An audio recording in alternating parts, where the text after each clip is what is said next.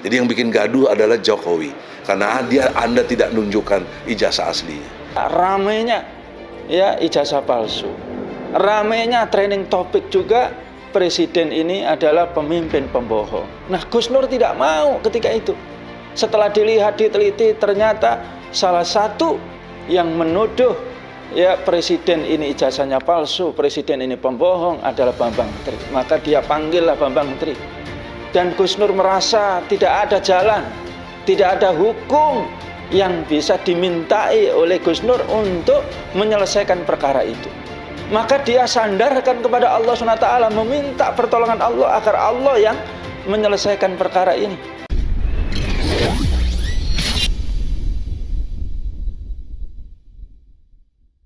Bismillahirrahmanirrahim. Bismillahirrahmanirrahim. Assalamualaikum warahmatullahi wabarakatuh. Waalaikumsalam. Egi Sujana Channel, Mimbar Tube, Salwa Channel, InsyaAllah AK Channel juga ada, YouTuber pejuang dan YouTuber pejuang lainnya, InsyaAllah. Channel Abang Rafli Harun. Refli Harun juga biasa sering bantu kita, channelnya luar biasa. Babi Aldo juga. Babi Aldo juga insya Allah. Juga Rahma Sarita yang pernah mewawancara saya. Semua itu insya Allah dapat pahala dari sisi Allah. Amin. Sebagai nilai kebaikan. Amin, amin. Dan menurut janji Allah dalam surat Al-An'am ayat 160, sekali kebaikan bernilai 10 kali. Nah, itu Quran. Ya. Jadi insya Allah kalau uang 700 kali. Itu di Al-Baqarah 261. Gitu. Jadi semuanya ada di Quran. Nah, saudara-saudara, hari ini tadi saya jumpa Majelis Ulama, kepala kantornya Pak Akbar, Syekh Akbar Kurniawan, dengan timnya Pak Arif Hasibuan. Nah, kini ada penjelasan yang perlu dijelaskan oleh Ustadz Irwan Saifullah, ulama kita. Silakan. Jangan ulama, Bang, Ustadz. Ya, Ustadz. Assalamualaikum warahmatullahi wabarakatuh. Waalaikumsalam warahmatullahi wabarakatuh. Ya, kami sampaikan kepada para ulama dan tokoh dari Majelis Ulama Indonesia. Yang kedua juga saya sampaikan kepada Bapak Kapolri, ya, bahwa perkara Gus Nur ini adalah perkara yang sangat besar, ya, karena sangat dan bisa berkaitan dengan mengkriminalisasi, aparat hukum ini mengkriminalisasi surat Al-Imran ayat 61. Yang kedua bisa juga mengkriminalisasi ya Gus Nur sebagai seorang pendakwah yang selama ini sangat dikenal lurus. Ya. Yang kedua perlu saya sampaikan bahwa apa yang disampaikan oleh Gus Nur sangat terkenal sekali di mana-mana. Gus Nur ini hanya semata-mata menyampaikan amar ma'ruf nahi mungkar. Ya, tidak pernah beliau ini menerima ya sogokan-sogokan uang. Dan juga tidak pernah beliau ini meminta jabatan. Dan tidak pernah beliau ini meminta imbalan-imbalan yang lain. Sangat dikenal luas oleh masyarakat kaum muslimin dan juga netizen. Ya. Oleh karena itu perlu mendapatkan perhatian dan apresiasi yang sangat besar kepada penangkapan beliau ini. Ya, yang kedua, di tengah negara ini yang sudah gonjang-ganjing, bahkan negara ini ya sudah banyak yang menyatakan negara ini sudah tidak ada hukum lagi.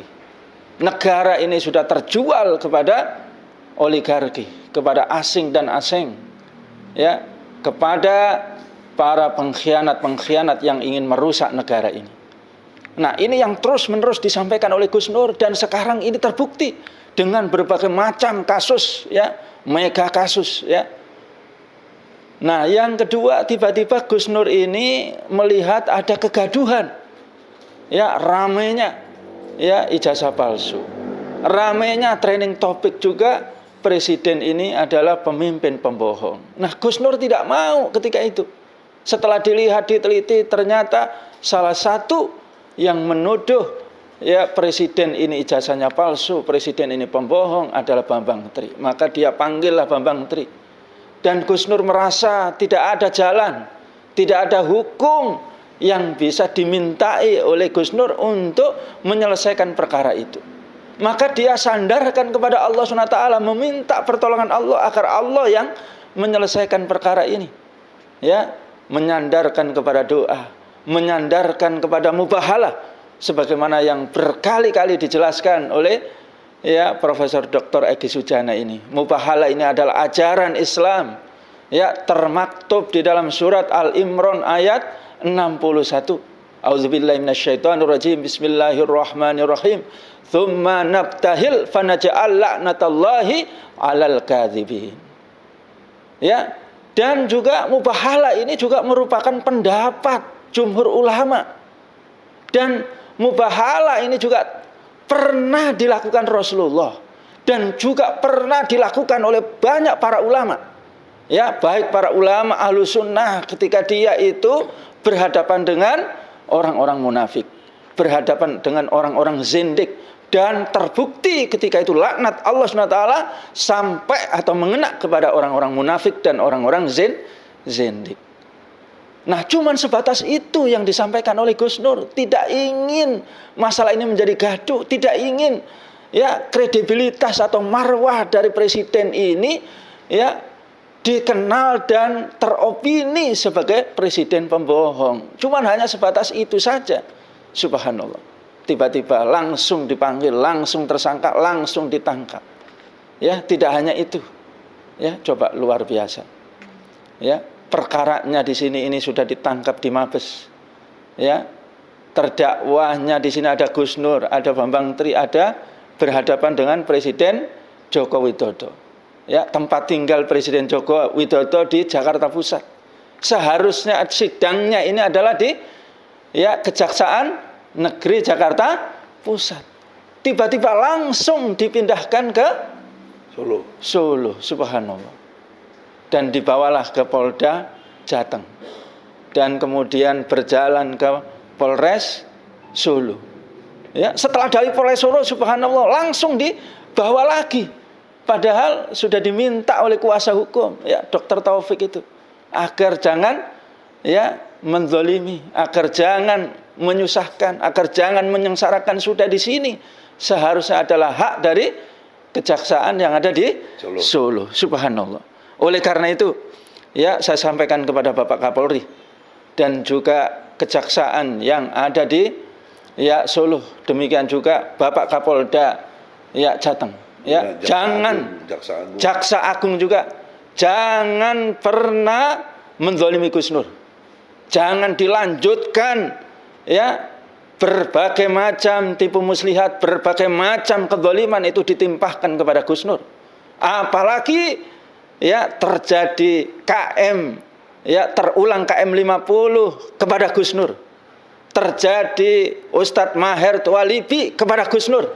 Maka sungguh ini akan menimbulkan persoalan yang sangat besar, menimbulkan perpecahan yang sangat besar, menimbulkan kemarahan kepada masyarakat yang lebih besar lagi, dan tentu laknat Allah SWT dan juga balasan yang sangat hina akan ditimpahkan kepada ya siapa saja oknum-oknum ya institusi kepolisian maupun kejaksaan agung maupun kejaksaan yang ada di Solo maupun juga kepolisian yang ada oknum kepolisian yang ada di Polda Jateng. Yang terakhir saya sampaikan, Gus Nur ini ya saya sampaikan tadi benar-benar dia semata-mata menyampaikan amar ma'ruf nahi mungkar, menyampaikan keadilan, menyampaikan kebenaran, cuman sebatas itu.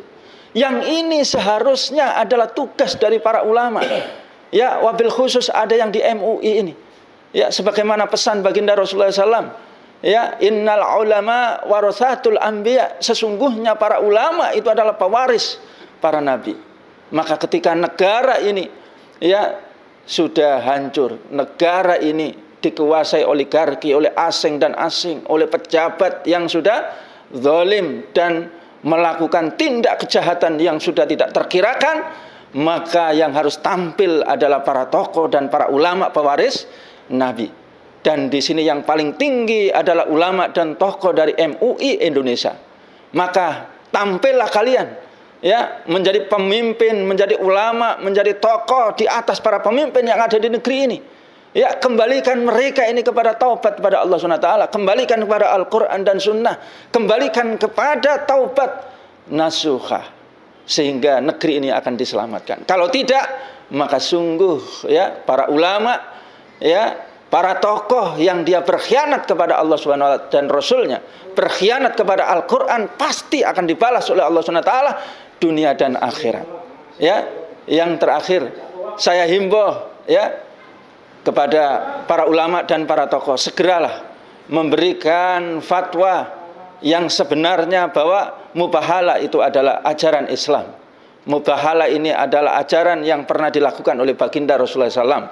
Ya, dan apa yang dilakukan oleh pihak kepolisian adalah sesungguhnya tidak benar, bahkan berpotensi, maka pihak kepolisianlah yang melakukan penodaan terhadap surat Al-Imran ayat 61. Yang terakhir, ya, saya himbau kepada seluruh jamaah Gus Nur yang ada di Malang, yang ada di Surabaya, yang ada di Solo, yang ada di Jakarta, yang ada di seluruh Jawa, bahkan di luar Jawa. Demikian juga ormas-ormas Islam di dalam kumpulan AUMI, Aliansi Ormas dan Umat Islam Jabodetabek, hadir pada reuni, ya, 212, reuni munajat 212 yang ada dilakukan di Atin nanti malam sampai besok pagi. Ya, kita hadir, kita mengetuk pintu Allah SWT, kita mengetuk pintu langit. Kita mohon kepada Allah SWT agar Gus Nur, para ulama, para aktivis segera dibebaskan oleh Allah SWT. Dan Allah menurunkan pertolongannya agar siapa saja yang menjadi pengkhianat, penjahat di negeri ini, demikian juga bandit-bandit yang menjual negara ini, segera dienyahkan dan diberikan laknat, diberikan bala oleh Allah SWT. Dari kami demikian dulu, ya, saya sampaikan. Assalamualaikum warahmatullahi wabarakatuh. Saudara-saudara, dari cerita tadi terbangunlah satu konstruksi hukum. Yang pertama, telah terjadi kriminalisasi kepada Al-Quran. Karena Al-Quran surat Ali Imran ayat 61 membolehkan, bahkan mencontohkan bagaimana itu mubahalah, tapi yang melaksanakan itu namanya Gus Nur dan Bambang Tri justru dipenjara dan diproses, sekarang mau diadili. Itu konstruk hukum yang pertama yang harus kita ingat. Konstruk hukum yang kedua yang kita lihat adalah adanya penyamarataan kesalahan hukum yang ditimpakan antara ke Bambang Tri dan Gus Nur.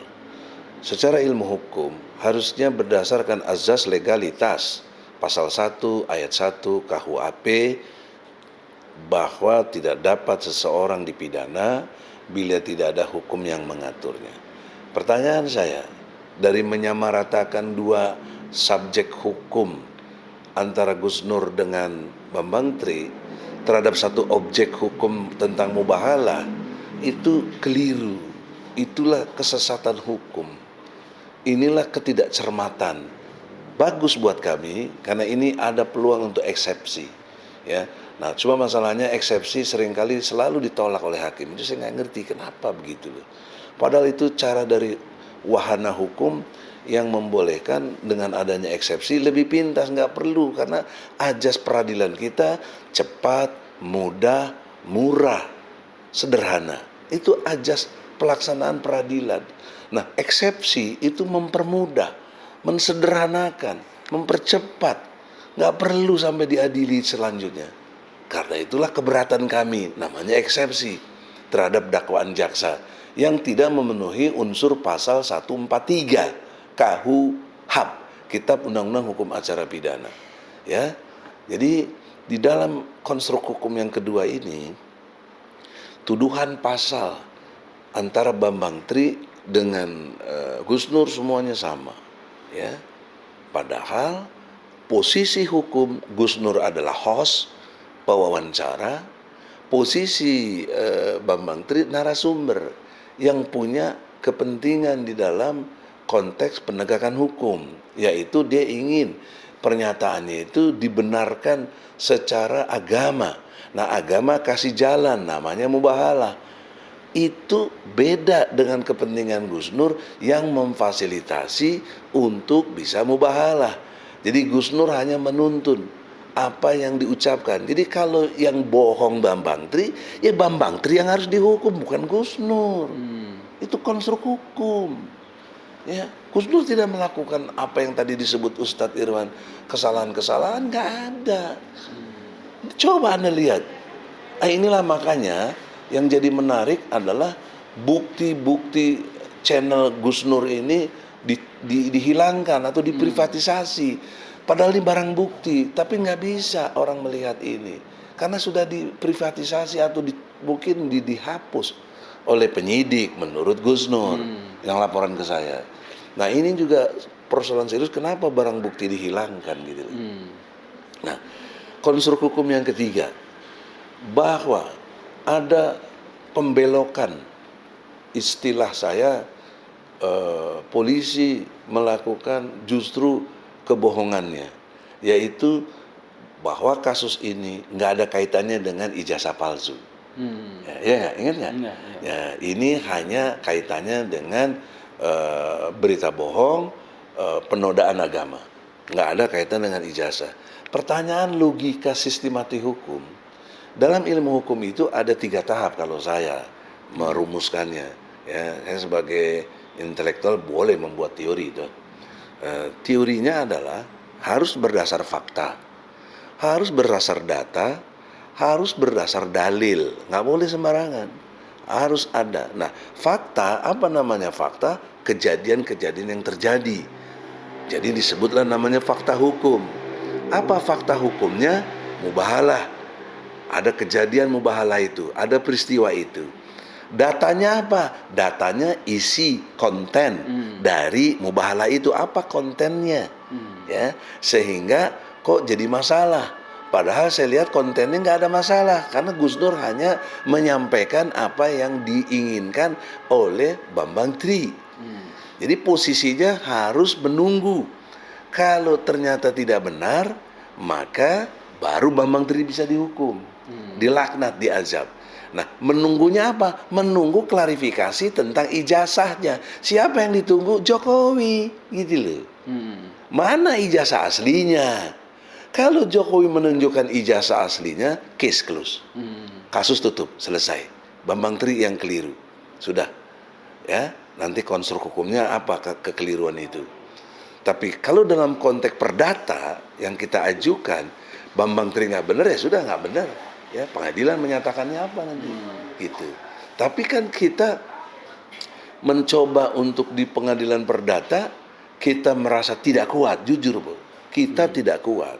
Kenapa? Karena Bambang Tri ditahan, Gus Nur ditahan, saksi dan segala macam akses untuk pendataan lainnya ada pada Bambang Tri. Kita nggak bisa mengakses. Kita minta hadirkan Bambang Tri, nggak bisa. Bahkan kan itu penangguhan aja nggak bisa. Jadi kita punya ilmu hukum yang mampu mengerti persoalan ini, lebih baik dicabut dulu. Sebab kalau kita paksakan diri maju terus, sama juga nyodorkan kepala kita untuk dipotong. Kalah, dan kita sudah pernah punya pengalaman pada waktu di tahun 2021. Kita juga menggugat Jokowi, tiba-tiba pengadilan padahal sudah 8 kali sidang menyatakan tidak berwenang. Ini bagaimana coba? Itu kan artinya intervensi yang kuat sekali, ya. Dan ini satu tanda bahwa teori Montesquieu tidak jalan, pembagian kekuasaan. Harusnya Mahkamah Agung tidak terintervensi oleh eksekutif. Karena eksekutif sendiri namanya presiden, yudikatif namanya MA, Mahkamah Agung sampai turunannya Pengadilan Negeri, dan juga yang disebut legislatif, yaitu DPR RI, MPR itu legislatif wilayahnya. Ini kita anut sebagai pembagian kekuasaan di negeri ini. Ternyata nggak bisa terbagi, semuanya dikuasai eksekutif. Istilahnya heavy eksekutif, berat ke eksekutif yang menentukan. Nah, di dalam konteks penegakan hukum, dua elemen penting, satu polisi, dua jaksa, di bawah koordinasi atau perintah presiden. Ini kelembagaan. Sehingga yang sekarang menuduh dan menangkap itu polisi di bawah presiden, kemudian sekarang yang menuntut jaksa juga di bawah presiden, bagaimana menghilangkan subjektivitasnya untuk tidak melindungi presiden? Karena yang dipersoalkan ijazah presiden gitu loh. Ini biar masyarakat mengerti. Saya tidak sok jago mendikte-dikte, tidak. Ini ilmu hukum. Everybody tahu, paling tidak yang pernah jadi sarjana hukum atau sekolah masalah hukum. Mesti ngerti, para advokat ngerti, polisi ngerti, jaksa ngerti, hakim ngerti, karena dia sarjana hukum. Nah, kenapa semua ada aturan ini main dilanggar semua? Dengan Gus Dur jadi diiming-iming awalnya oleh penyidik, nggak ditangkap, tolonglah datang Gus Nur, tolonglah, sampai 2 kali didatengin ke Malang. Akhirnya Gus Nur mau karena itikat baiknya sebagai ulama. Dan jangan lupa Gus Nur itu ketua divisi ulama di TPUA, tim pembela ulama dan aktivis. Saya presidennya, saya ketuanya. Jadi saya punya kewajiban moral yang tinggi untuk membela Gus Nur. Dan Bambang Tri aktivis, saya sudah berkomitmen membela aktivis, siapa saja yang diganggu atau dipersekusi atau diadili, atau kita TPUA tampil membela aktivis. Nah, inilah saya buktikan sebagai gerak TPUA, membela Gus Nur sebagai ulama, membela Bambang Tri sebagai aktivis. Jadi poin pentingnya adalah di dalam konteks hukum yang ketiga ini, sudi kiranya kami sudah ajukan restorasi justice, tapi tidak didengar, ya, dianggap nah ini padahal ini perintah Kapolri dalam Perkap nomor 8 tahun 2021, restorasi keadilan, restorasi justice, ya. Jadi Pak Kapolri yang terhormat, Mas Sigit, sahabat saya, ya, kita kenal, bukan apa saya kenal Anda kenal saya juga, ya. Jadi nggak ngaku-ngaku. Perintah Anda Perkap nomor 8 nggak dianggap, disepelekan oleh anak buah Anda sendiri, main tangkap, kemudian ditahan, kemudian diproses sampai sekarang. Bohong, sejak awal sudah bohong. Nah, ini kan harusnya Propam turun, harusnya Karowasidik turun, ya, ke Kepala Biro Bidang Penyidikan ini. Nggak benar penyidikan kayak begini, ya. Tapi semua itu nggak dianggap. Kenapa? Karena yang diganggu bosnya. Siapa bosnya? Presiden, gitu. Itu masalahnya, bos. Jadi kita susah. Maka itu waktu itu saya nggak kuat. Oke lah, saya tarik dulu. Dan dengan demikian statusnya seri 00. Jadi kapan saya menggugat masih bisa. Kalau saya majukan diri terus waktu itu dikalahkan, nggak bisa gugat lagi, gitu loh. Itu yang masyarakat tuh yang blow on, yang nggak punya ilmu, mainnya nuduh kita disuap segala macam. Astagfirullahaladzim. Laknat Allah menimpa kamu yang memfitnah-fitnah ini. Laknat Allah. Saya berdoa dilaknat kalian yang menghina-hina dan menuduh-nuduh orang disuap. Ya, karena buktinya kita enggak. Kalau saya disuap pasti diam dong, namanya disuap. Suap, diam, nggak bisa ngomong. Ini masih ngomong, masih jelas, masih berjuang kok. Gitu loh. Nah, oleh karena itu masih ada waktu. Nanti di tingkat kejaksaan ada istilahnya deponering. Kalau Jaksa Agung ngerti ini persoalan serius, akan menimbulkan konflik sara yang luar biasa, harus deponering. Kalau enggak, Anda memang pemicu dari kerusuhan-kerusuhan yang ada. Ya, insya Allah, Allah akan buktikan janjinya, karena hamba-hamba Allah, ulamanya ini, ulama itu warasatul anbiya, pewaris dari para nabi, diganggu, dihina, sebagaimana sejarah. Banyak nabi juga diganggu, bahkan dibunuh, maka terjadilah pergolakan yang dahsyat. Semoga itu tidak terjadi. Dengan kesadaran Kapolri, dengan RJ-nya, dengan kesadaran Jaksa Agung, dengan deponeringnya. Itu jalan keluar yang terbaik buat negeri ini.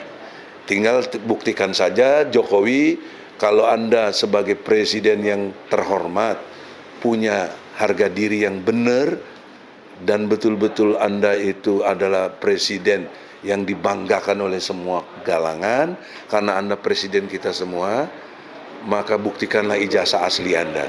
Kasus tutup, selesai, jangan bikin gaduh. Jadi yang bikin gaduh adalah Jokowi, karena Anda tidak menunjukkan ijazah aslinya. Saya kira demikian, semoga masyarakat mengerti dan kita tidak terbelah, kita jaga etika masing-masing, kita jaga kekompakan Indonesia. Sila ketiga, persatuan Indonesia, insya Allah. Assalamualaikum warahmatullahi wabarakatuh.